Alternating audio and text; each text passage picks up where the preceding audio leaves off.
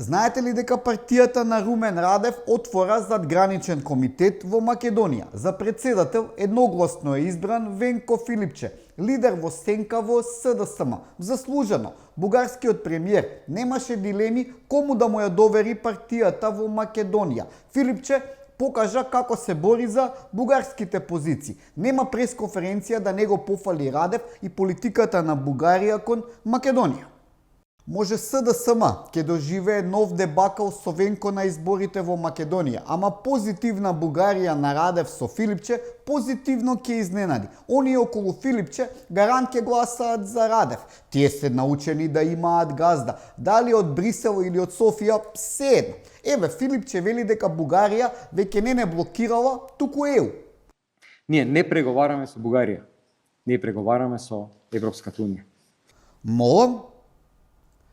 Венко мисли дека ние имаме сеќавање на рипка, па не знаеме кој го потпиша францускиот предлог и договорот за непријателство со Бугарија и ова прашање од билатерално стана европско. Еве, на пример, дали се сеќава на оваа изјава. Предлогот во ваква форма, каква што е во моментов, е неприфатлив за мене, за председателот на државата, за владата, за коалиционите партнери и за граѓаните на Република Северна Македонија. Францускиот предлог, кој таче не го прифаќаше 2-3 дена, ни врза јамка околу вратот, никогаш да не станеме членки на ЕУ, се додека не ги прифатиме бугарските барања. А да, и дека историјата со Селинденското востание и Гоце Делчев се бугари. Само толку. После гарант влагаме во ЕУ, како аморфна маса.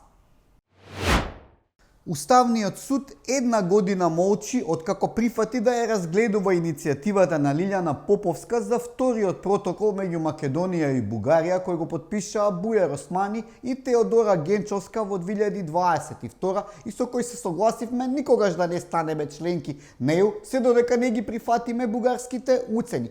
Прво, да ги ставиме бугарите во устав, со што ќе отвориме пандорината кутија, од која ќе излезе историја, географија, идентитетски барања. Навистина е нејасно тактизирањето на уставните суди ако се знае дека овој протокол, кој е дел од францускиот предлог, никогаш не промина процедура на ратификација во Македонското собрание, ниту пак беше објавен во службен весник како меѓународен договор. Па суди, охрабрете се!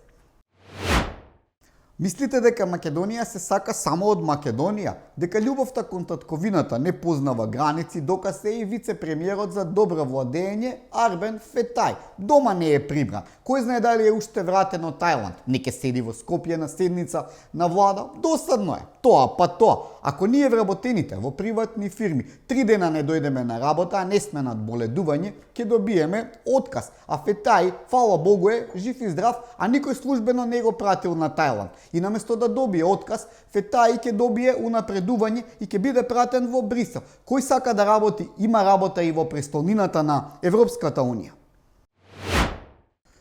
Другарот на Заев, Алексис Ципрас, се врати во политиката со нова партија. Останува уште Зоки да се врати и друштвото од Преспа е комплетно. Не го заборавајте само Димитров. Него оди по конференции и се нуди за нови предавства. Ова друштво е спремно на се. Прашањето е дали сега има кој да ја плати сметката. Криза е, а овие не се учени да одработуваат за мали пари.